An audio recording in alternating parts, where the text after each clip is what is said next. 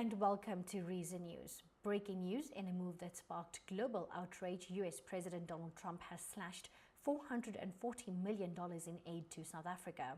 But why, and what does this mean for millions of lives? Let's dive into the explosive claims, shocking reactions, and the real story behind this diplomatic firestorm. Now, late Sunday, Trump took to social truth, or Truth Social, shall I say, with a bombshell. South Africa is confiscating land and treating certain classes very badly, he states in this tweet. He also goes on by saying, "We're cutting all funding." But now zero evidence was provided for these claims.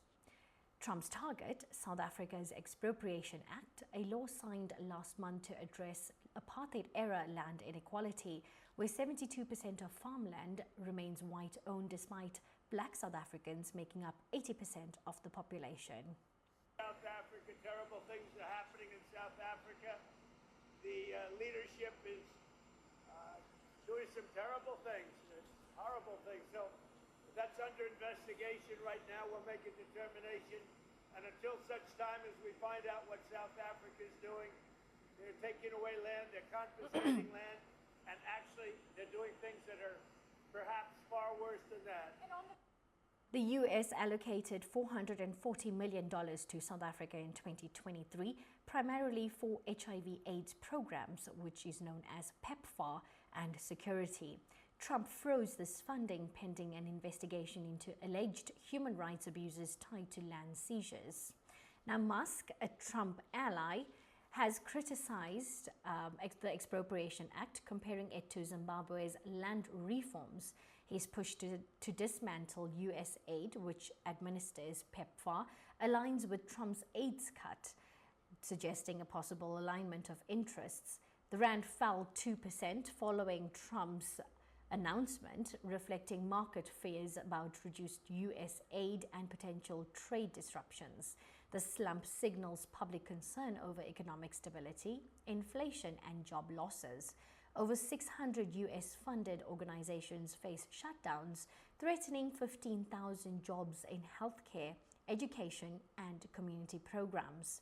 Public frustration is growing as grassroots initiatives like HIV clinics and anti-child marriage campaigns halt operations without warning. With 5.5 million HIV patients relying on PEPFAR-funded antiretroviral therapy, citizens fear treatment disruptions. Health Minister Aaron Motsoaledi warned of a dire situation, and clinics like Johannesburg's Wits RHI key populations have already turned patients away. Trump's allegations of mistreating certain classes, which is implied to white farmers, have been widely dismissed as baseless. The Foreign Ministry emphasized that land expropriation follows legal protocols and is not exceptional compared to other nations' policies.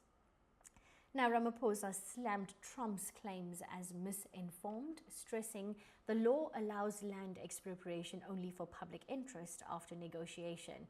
But Trump isn't alone. Elon Musk accused SA of openly racist laws fueling the fire. The government highlighted that expropriation laws exist in many democracies, including the US, and stressed compliance with Section 25 of South Africa's constitution, which mandates fair compensation except under specific conditions, example, unused land or public infrastructure. Now, the government dismissed fears of Zimbabwe-style chaos, emphasizing constitutional protections against arbitrary seizures and the requirement for due process. Ramaphosa expressed willingness to engage the Trump administration to clarify the Expropriation Act and bilateral interests. He goes on by saying, "South Africa is a constitutional democracy that is deeply rooted in the rule of law, justice, and quality. The South African government has not confiscated any land. The recently adopted Expropriation Act is not a confiscation instrument, but a constitutionally mandated legal process that ensures public access to land in an equitable and just manner as guided by the Constitution. South Africa, like the United States of America and other countries, has always had expropriation laws that balance the need for public usage of land and the protection of rights of property owners." We look forward to engaging with the Trump administration over land reform policy and issues of bilateral interest. We are certain that those engagements we will show a better and common understanding over these matters. The US remains a key strategic, political and trade partner for South Africa, with the exception of PEPFAR aid, which constitutes 17% of South Africa's HIV/AIDS program. There is no other funding that is received by South Africa from the United States. Can you scroll down for me, please? I have to cut that part. Yeah, no, come up